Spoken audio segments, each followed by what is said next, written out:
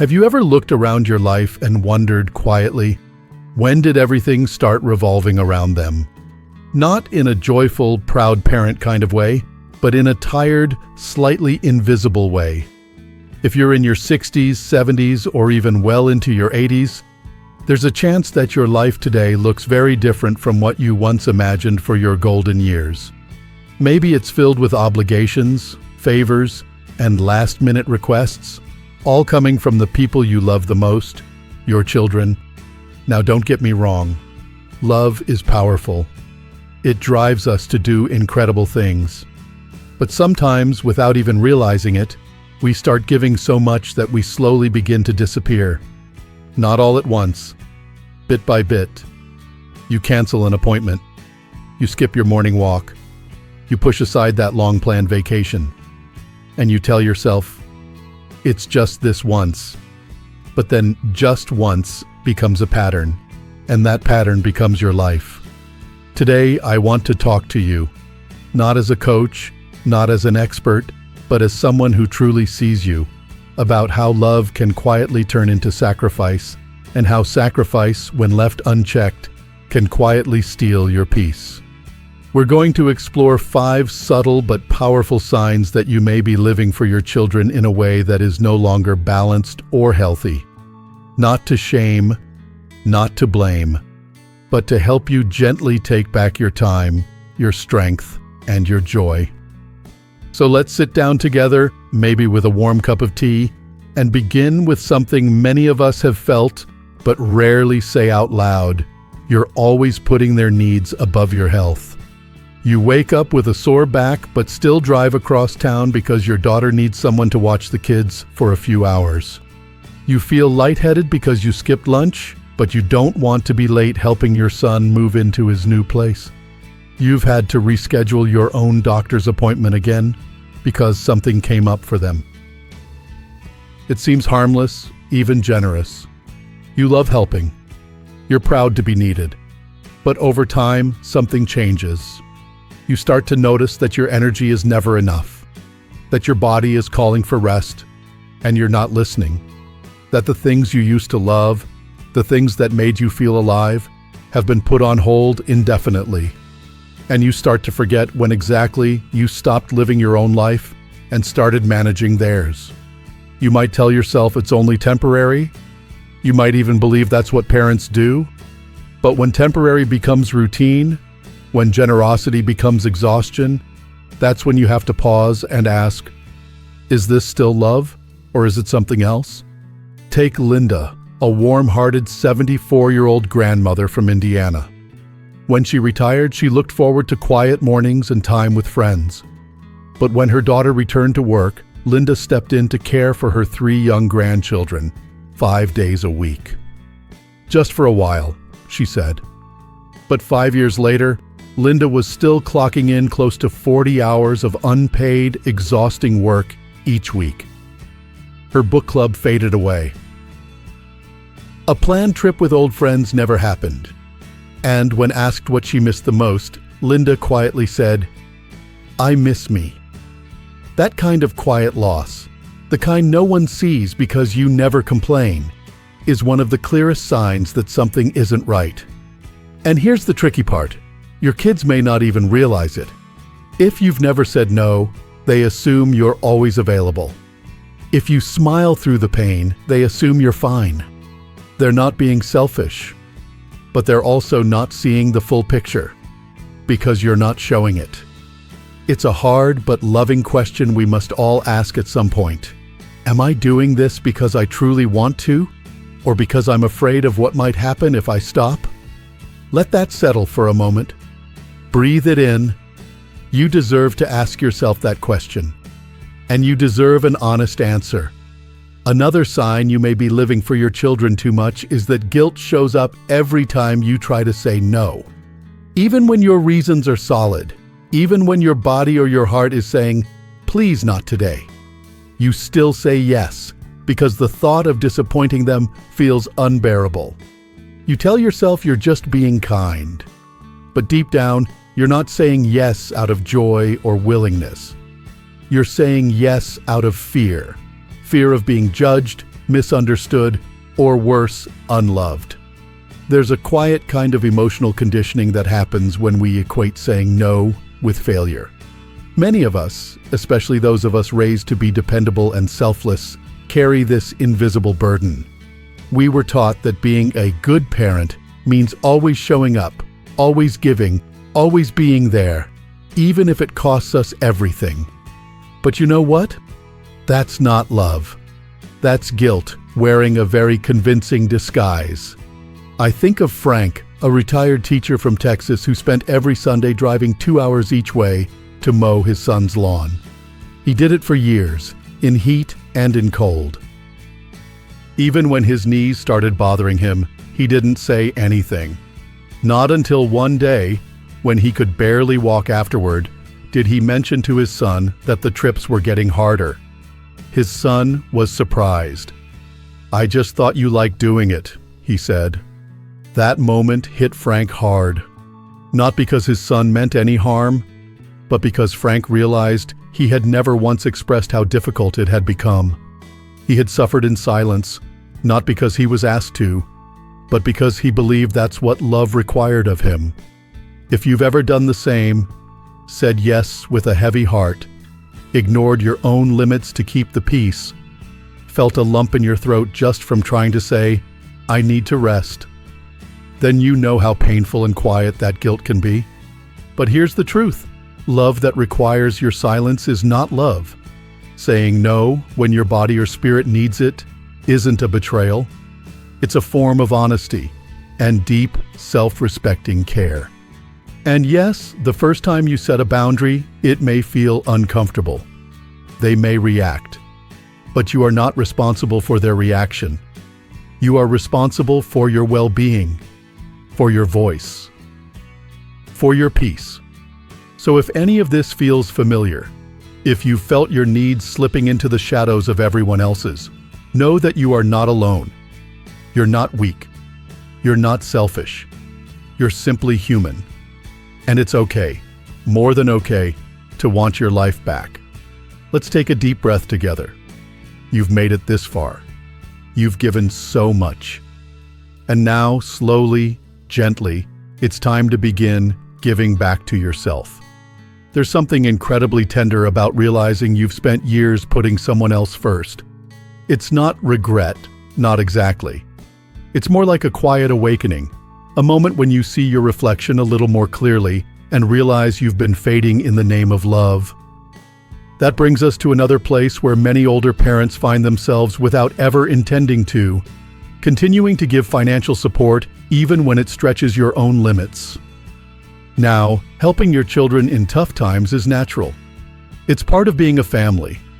But when that support starts to quietly threaten your own stability, your comfort, your health, your future, it's no longer generosity. It's sacrifice, and not the healthy kind. You may not even notice it at first. Maybe it starts with covering a few bills here and there, or helping with rent during a tough month. But then months turn into years. You start skipping the heater in winter to save on the electric bill because you've sent another $300 to your son.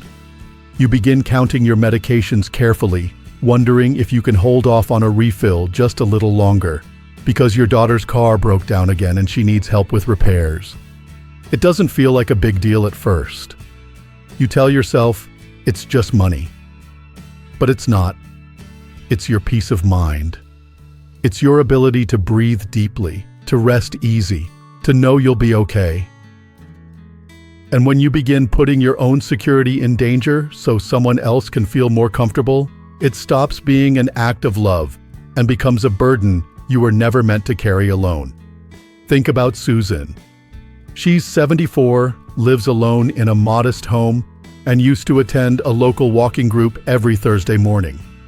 It brought her joy, a sense of community, and a healthy routine. But after a while, she stopped going. Not because she didn't want to, but because the gas money was being sent to her son each month. He was between jobs and just needed help getting on his feet. That was 3 years ago. When Susan finally brought up the idea of cutting back, her son said, "But Mom, you always said you'd be there for me."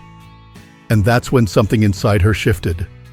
She realized he didn't see her as someone with limits. He saw her as a lifeline, one that could never run dry. And she didn't blame him. She blamed herself for never saying, "This is as far as I can go." It's hard to change a pattern when you've spent decades playing the same role. When you've defined love as giving, always giving, no matter the cost. But here's something you may need to hear. Your worth is not measured by how much you sacrifice. You don't have to go broke to prove you care. You don't have to delay your dreams, your comfort, or your safety to show your devotion. Love should not require you to disappear financially any more than it should emotionally. Which leads us to another sign, one that's more invisible, but deeply felt. You find yourself constantly adjusting your mood, your decisions, even your sense of peace, based on how your children react to you. If they call and sound cold, you wonder what you did wrong. If they don't answer your message, your mind fills in the blanks with worry. If they seem upset, you drop everything to try to fix it, even if you don't know what it is. You live on edge, walking emotional tightropes just to keep the peace. And after a while, your peace no longer belongs to you. That kind of emotional dependency doesn't happen overnight. It often starts decades earlier, when your children were small and needed you to help them manage their big feelings. But now they're adults, and you're still monitoring their temperature before you check your own.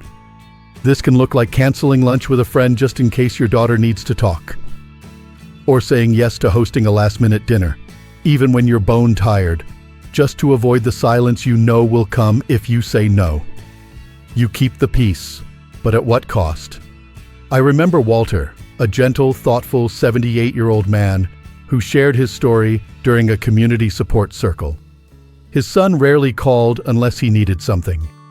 And when Walter couldn't pick up right away, the message he received was always the same. "Guess I'll figure it out myself." Just those few words would sink Walter into a cloud of shame.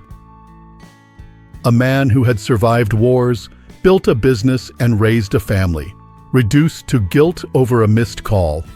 That's not love. That's captivity dressed up as connection. You are allowed to breathe. You are allowed to set your own emotional rhythm. You are allowed to feel peaceful even when someone else is upset. That's not coldness. That's maturity. And if your presence is only welcome when you're agreeable, available, and silent, that's not a relationship. That's a performance. And it's exhausting. I want you to imagine something for a moment. Imagine waking up and choosing what your day looks like without wondering how your child will feel about it. Imagine making plans that nourish you, without scanning the horizon for potential emotional storms. Imagine saying to yourself, "I deserve peace, not just when everyone else is happy, but all the time." Because you do. You absolutely do. There's nothing wrong with being there for your children. But being there should not mean losing yourself. Your emotional well-being is not a gift you hand over for others to guard. It's yours. And it's sacred. So if you found yourself shrinking, tiptoeing, editing your truth just to avoid disappointing your children, I want you to know this. Your needs matter. Your feelings matter. And love that silences you is not love. It's imbalance. Let that truth settle in your heart, not as something to feel guilty about, but as something to gently grow from. It's not always the big sacrifices that wear you down. Sometimes it's the small ones, done again and again, day after day, that quietly chip away at your sense of self. You tell yourself it's no big deal. Just skipping one meal. Just pushing through the back pain one more day. Just rescheduling that long overdue appointment. Again. But when you do it often enough, it becomes more than a small favor. It becomes a way of life. And that brings us to something many don't even recognize until they're deep into it. Giving up your own needs to keep the peace. It's subtle. It doesn't scream for attention, but it's one of the most exhausting forms of self-betrayal. You tell yourself you're doing it for harmony, for love, for the sake of family. But what you're really doing is erasing yourself bit by bit in the name of avoiding conflict. Your back hurts, but you still volunteer to help your son move because you don't want to seem unhelpful. You feel dizzy from skipping lunch, but you drive your daughter's kids across town because no one else can do it. You cancel your long-awaited massage or say no to an invitation from an old friend just in case your children might need something. And deep down, even if you won't admit it out loud, it's not love driving those choices. It's fear. Fear of being judged. Fear of being labeled selfish. Fear that if you stop overgiving, they might stop coming around. It's a quiet kind of fear, wrapped in guilt and tied with a bow labeled good parenting. But fear and love are not the same thing. One lifts you up. The other drains you dry. You might say, "But I've always been the one they could count on." And that's a beautiful thing. But being reliable doesn't mean being selfless to the point of suffering. You can be dependable and still have boundaries. You can love them fiercely and still choose yourself. Take Margaret. She's 74, warm-hearted and deeply devoted to her family. But one day, she collapsed from exhaustion. For the past 2 years, she'd been caring for her adult daughter's 2 children 5 days a week, while managing her own diabetes and arthritis. When someone gently asked her, "Have you ever told your daughter how tired you are?" Margaret looked down and whispered, "Oh, I couldn't do that. She might think I don't love them." That's the heartbreak. Somewhere along the way, Margaret had come to believe that saying, "I'm tired" was the same as saying, "I don't care." And that belief cost her not just energy, but dignity. Because love shouldn't demand silence, and care shouldn't require collapse. You've likely spent most of your life being the rock, the helper, the one who makes things work. But the truth is, your needs don't vanish just because you're getting older. In fact, now more than ever, they deserve attention. You deserve rest, not as a luxury, but as a right. You deserve to say no, not with guilt, but with grace. You deserve to choose peace, not as a reward for suffering, but as a foundation for your remaining years. The hardest part? The boundaries you never set in your 50s or 60s often become the expectations you're trapped under in your 70s and beyond. And every time you say yes, when your heart and body are crying out for a no, you reinforce the idea that your worth is tied to how much you endure. But you are not meant to live your final decades as a background character in someone else's story. You've lived long enough, given deeply enough, sacrificed beautifully enough. Now is the time to step into your own light again. You are not being selfish. You are being wise. You are being whole. You are remembering that your life is still yours. So maybe, just maybe, it's time to stop asking, "What do they need from me?" and start asking, "What do I need for me?" Because the answer to that question can change everything. Maybe it's rest. Maybe it's space. Maybe it's something as small as a morning walk with no interruptions, or as big as finally taking that trip you've postponed for 10 years. Whatever it is, you are allowed to want it, and you are allowed to choose it. Maybe some of what we've talked about today hits close to home. Maybe it stings a little, or maybe it feels like someone finally put into words what you've quietly known for years. That's okay. That discomfort isn't shame, it's clarity. It means your heart is still listening. It means you're still in there, somewhere beneath the layers of overgiving, still yearning to be seen, heard, and honored. If you've recognized even one of these signs in your life, I want you to know something important. It's not too late. You don't need permission to change. You don't need anyone's approval to start honoring your needs. You can still reshape the way your family relates to you. You can still build new boundaries, not walls, but gentle fences that protect your energy, your time, your sanity. You can still take back your days, your choices, your worth. Love that costs you, your freedom isn't love. It's imbalance. And you were never meant to carry the weight of everyone else's life while setting your own aside. You are not here to cushion everyone else's chaos. You are here to live fully, freely, joyfully. So be brave enough to speak up. Be wise enough to rest.